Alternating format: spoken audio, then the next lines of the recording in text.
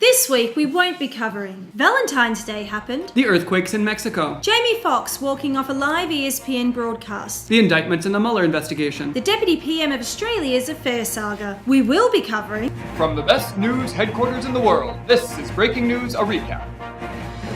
Hello and welcome to Breaking News, a recap. I'm your host Wesley Newfarmer, and you're probably wondering why my skin looks so radiant and golden right now. No one is wondering. Well, that's because I've just returned from filing a special report in the Maldives, but more on that later. With me, looking a little less fresh, is Jessica Pratt. Wesley, the world is in turmoil, and I'm sure I'm not the only one losing sleep about that, so I'm sorry if I don't look as fresh as you'd like. Sounds like someone needs a tropical vacation. On with the news. 2018 is only 2 months old, and there have already been 18 school shootings in the US. Once again, the debate rages between those who want sensible gun policies and those who will defend the right to bear arms, even if it means a 19-year-old can legally possess an assault weapon. The NRA and similar groups have returned to their time-honored argument: guns don't kill people, people kill people. Based on this logic, we decided to open up the breaking news comparison box.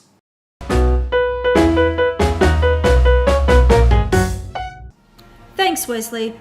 Let's look at one particular argument that's been going around this week, which is guns may kill people, but so do cars. Should we now ban all cars? And to this, we stand with the students and victims in Parkland and say, we call BS! We call BS! We call BS! Sure, you can be killed by a car. In fact, there are many incidents where cars have killed people. However, the primary focus of a car is to be a mode of transportation.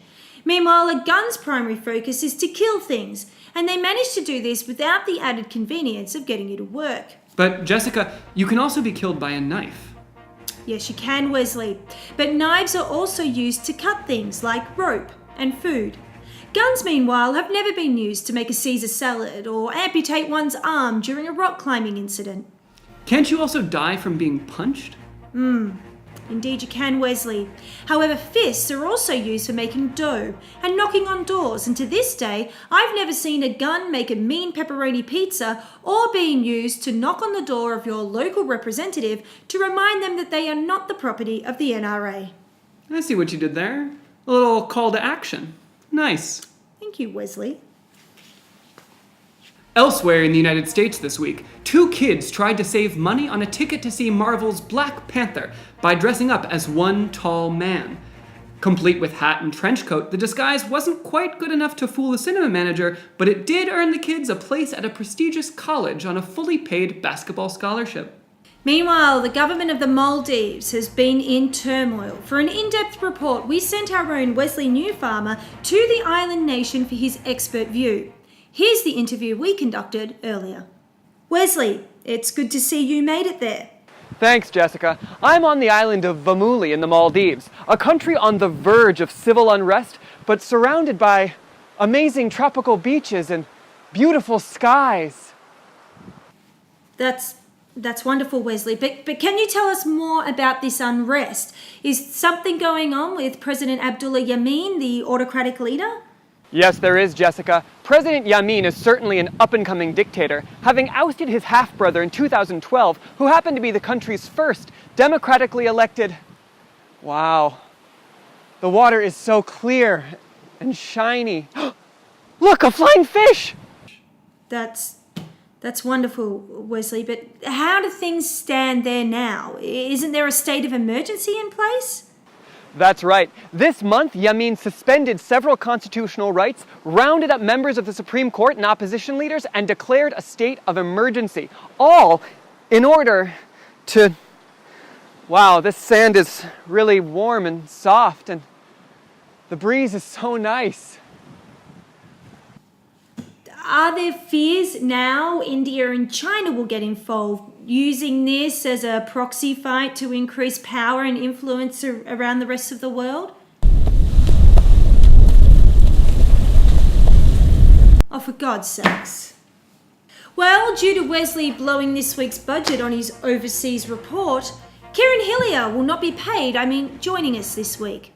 Instead, here's a quick rundown of all the highlights from the Winter Olympics. We start with a shirtless, oiled-up Tongan flag bearer that we loved from Rio who made a triumphant return. Everyone was upstanding, including his nipples, as it was freezing. Next is the Finnish snowboarding coach who stress knitted while his athletes competed, ensuring no one in his family will go without an ugly Christmas sweater this year. Then there was the beer company, who came to the aid of the Jamaican women's bobsled team by providing them with a last-minute bobsled.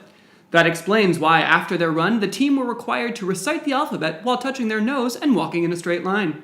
And finally, the French and South Korean figure skaters who both had costume disasters during their routines, resulting in being exposed on live TV. In a message of support, pop superstar Janet Jackson tweeted, "Don't worry, ladies, it happens to the breast of us."